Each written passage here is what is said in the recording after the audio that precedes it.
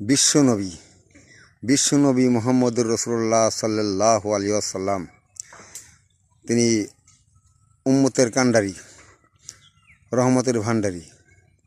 বিশ্বনবী আল্লাহর নবী, বিশ্বনবী মুহাম্মদুর রাসূলুল্লাহ সাল্লাল্লাহু আলাইহি ওয়াসাল্লাম আমাদের প্রিয় নবী এবং আমাদের বিশ্বনবী।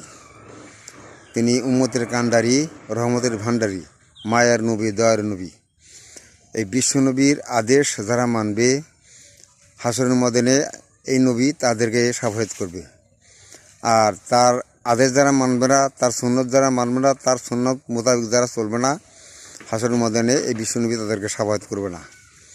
কাজেই বিশ্বনবীর আদেশ এবং বিশ্বনবীর সুন্নত মোতাবেক জীবনযাপন করেন, হাসরের ময়দানে, কঠিন হাসরের ময়দানে এই বিশ্বনবী সকলকে শাফায়াত করে জান্নাতে নেবে।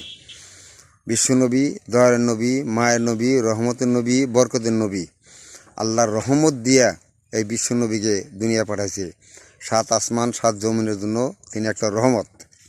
আল্লাহ পাক রহমত হিসাবে বিশ্বনবীকে পাঠাইছে এই দুনিয়ায়।